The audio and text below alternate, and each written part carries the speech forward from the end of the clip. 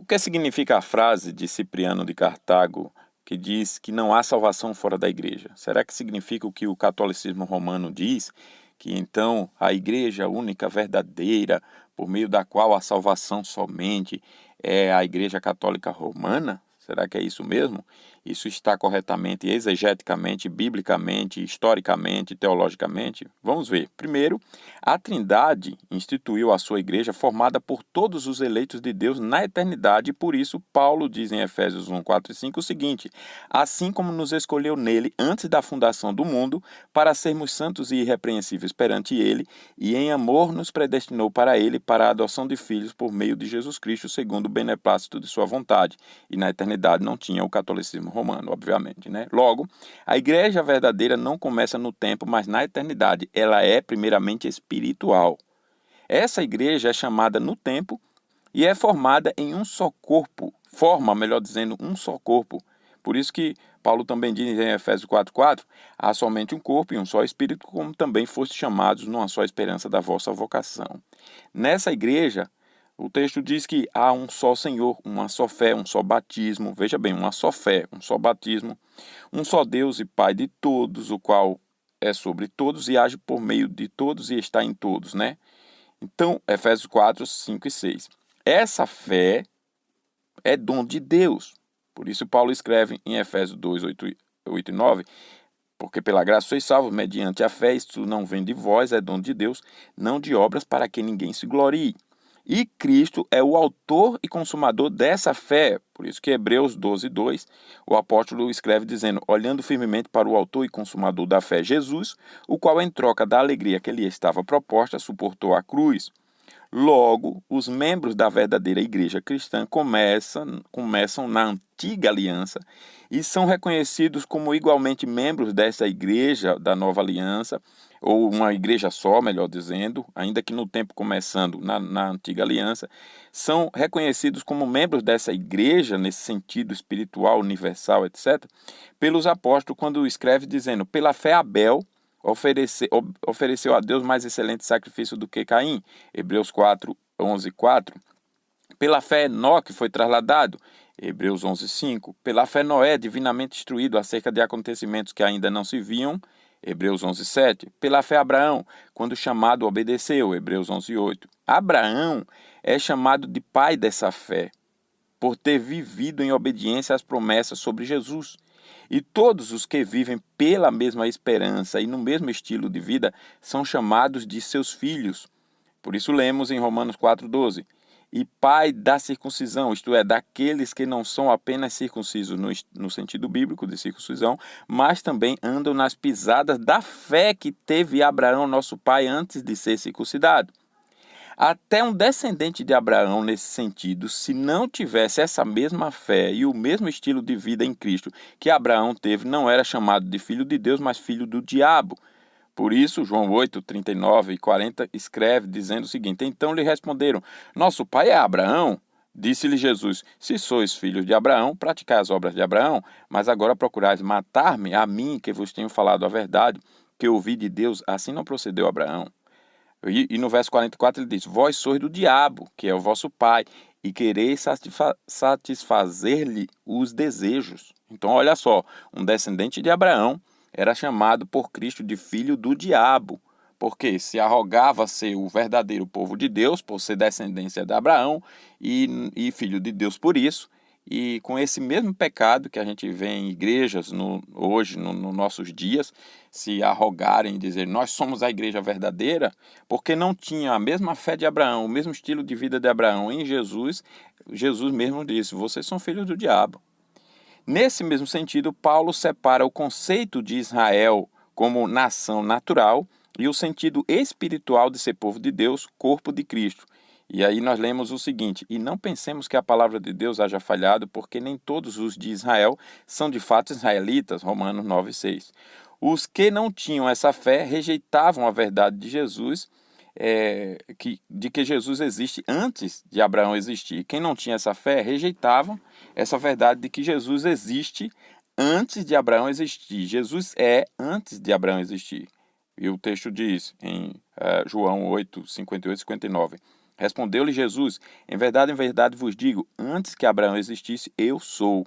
Então pegaram em pedras para atirarem nele, mas Jesus se ocultou e saiu do templo.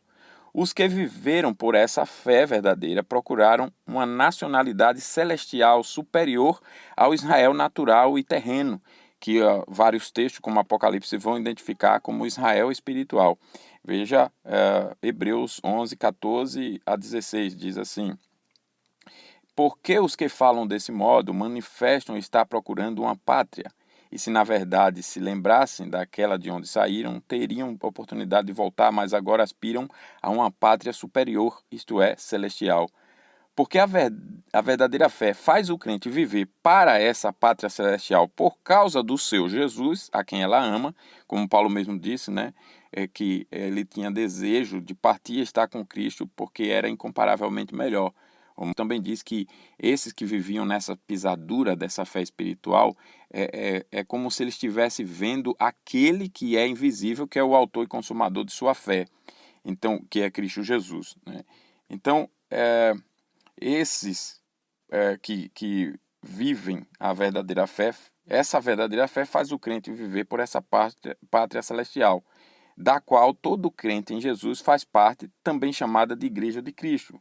Então, Hebreus 12, 23 diz: e Igreja dos primogênitos arrolados nos céus, e a Deus, o juiz de todos, e aos espíritos dos justos aperfeiçoados. Então, nós temos um rol de membro celestial, onde está escrito o nome daqueles, os nomes daqueles que fazem parte, por causa dessa fé, desse povo espiritual, desse Israel espiritual, dessa igreja espiritual. A igreja primitiva, então, é identificada pela liderança dos 12 apóstolos, né? Simão, Pedro, André, irmão de Pedro, Tiago, filho de Zebedeu, João, irmão de Tiago, Filipe, Bartolomeu, Natanael, Tomé, Mateus, Tiago, o menor, filho de Alfeu, e Tadeu, ou Judas Tadeu, Simão, o Zelote e Matias, né? O que ensinaram esses apóstolos, que ensinaram as verdades ditas acima. Então eu estou citando passagens que eles ensinaram. E eles organizaram a liderança da igreja através de conselhos, você não vê outro nome lá na Bíblia, formados por presbíteros, que significam supervisores, né? Significa supervisores. E essas igrejas funcionaram em casas, nos lares, identificadas por essa mesma fé, pelas mesmas doutrinas, pelo mesmo culto, pela mesma pregação fiel do Evangelho de Cristo, pela mesma disciplina eclesiástica, a razão pela qual era identificada pelo nome da casa onde se reunia ou da cidade onde havia se organizado. Por isso nós lemos, por exemplo, Colossenses 4:5, Paulo dizendo: saudai os irmãos de Laodiceia e Ninfa e a igreja que ela hospeda em sua casa. Ou então o próprio Senhor Jesus, em Apocalipse 2:1, que diz: ao anjo da igreja em Éfeso. Aí ele vai falar também a mesma coisa em Esmina, em Laodiceia, em Filadélfia, etc. As 7 igrejas ali em Apocalipse. Essa igreja é apresentada pelos apóstolos como a continuação, é importante isso, da igreja de Cristo na antiga aliança sob a nova aliança. Por isso que nós lemos dizendo o seguinte: esteja absolutamente certa, pois, toda a casa de Israel, de que a este Jesus que vós crucificastes, Deus o fez Senhor e Cristo. Ouvindo eles estas coisas, compungiu-se-lhe o coração e perguntaram a Pedro e aos demais apóstolos: que faremos, irmãos? Ali eram os judeus perguntando.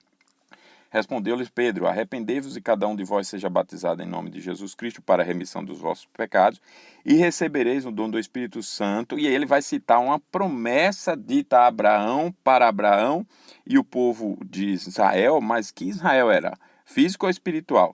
É justamente o espiritual, e Paulo cita aqui aquele texto agora aplicado à igreja: pois para vós outros é a promessa, para vossos filhos e para todos os que ainda estão longe, isto é, para quantos o Senhor nosso Deus chamar.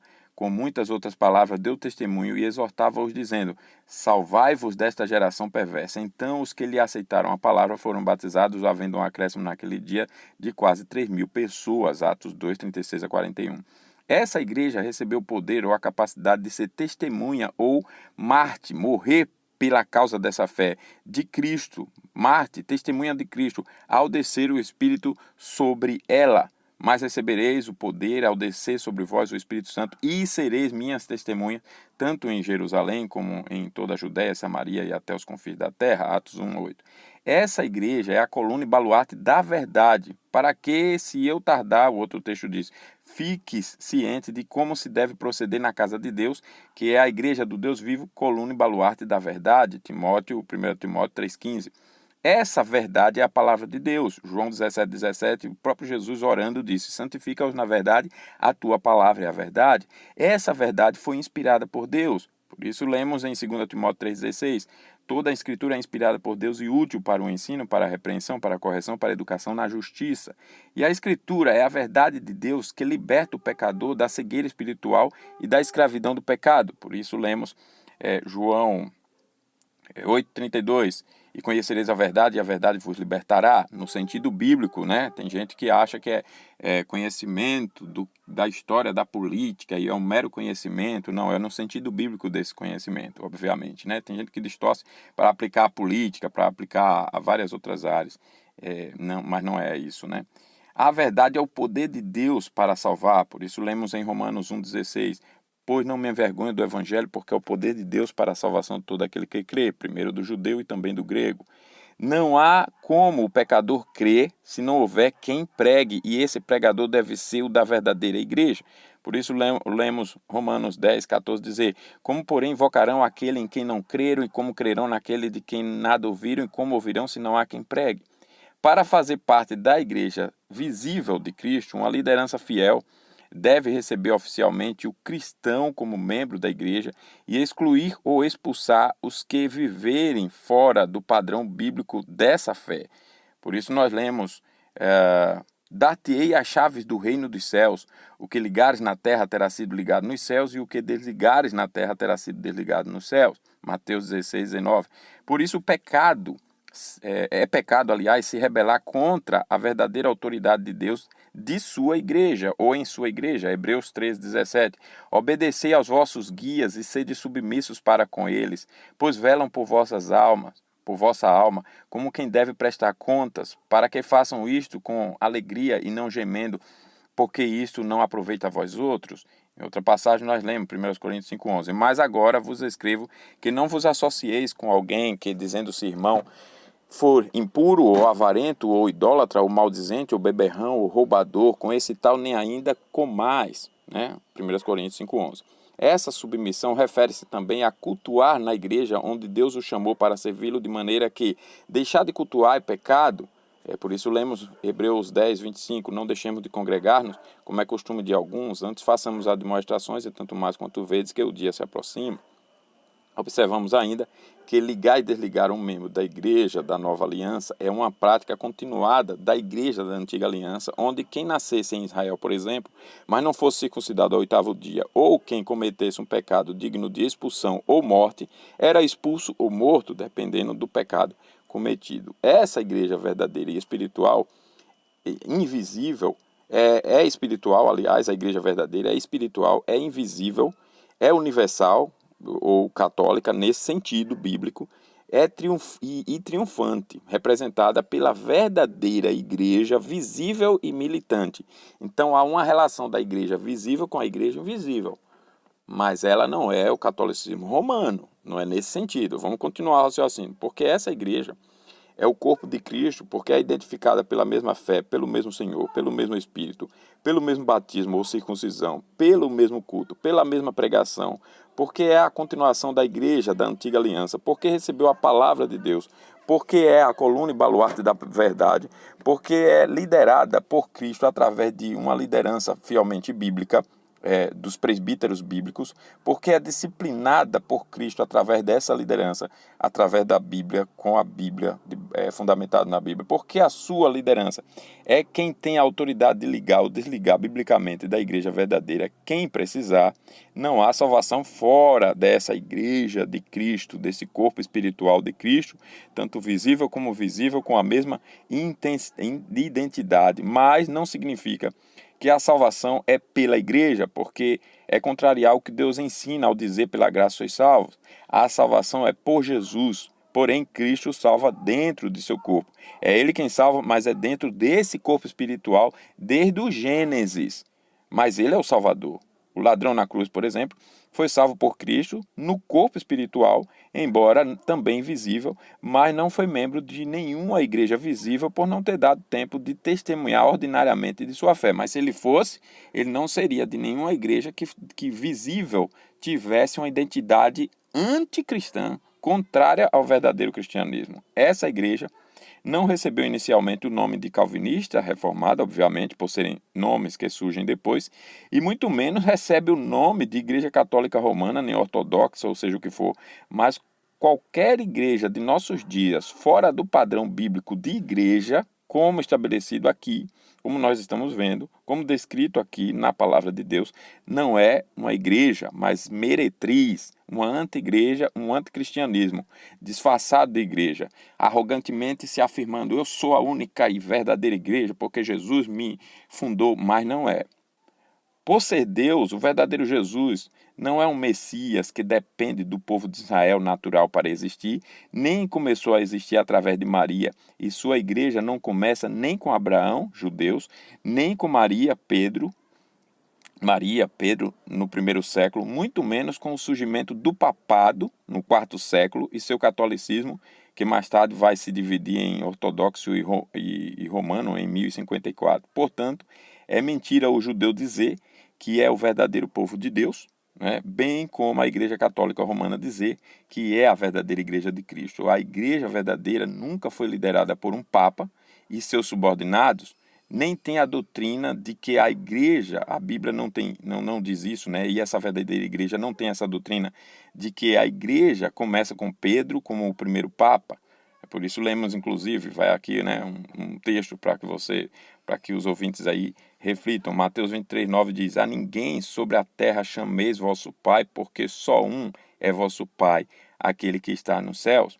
Os papistas distorcem o termo igreja tanto quanto possível, isolando cada parte de toda a escritura, até impor o seu pensamento para os incautos, para dizer que é fora do catolicismo romano, do papismo, que não há salvação. Então, Abel não foi salvo, Enoque não foi salvo, Noé não foi salvo, Abraão, Isaac e Jacó não foram salvos, ou seja, nenhum crente da antiga aliança foi salvo, porque a igreja começou com o catolicismo romano e é esse catolicismo romano. É óbvio que isso é uma distorção da verdade e a mentira não é nada mais do que a verdade distorcida, né? A mentira não autoexiste, a mentira depende da verdade e a mentira é a verdade, só que distorcida, né? Então, todos os conceitos teológicos e os personagens do catolicismo romano não são os da Bíblia. Por isso, todo católico romano deve ser evangelizado até que seja convertido ao verdadeiro Cristo e passe a fazer parte da verdadeira Igreja de Cristo, que é universal, que é eterna, que é espiritual, primeiramente, que começa lá na eternidade e é manifestada no tempo, desde o Gênesis, pela mesma fé que todos tiveram, têm e terão no autor e consumador dela, que é Jesus Cristo.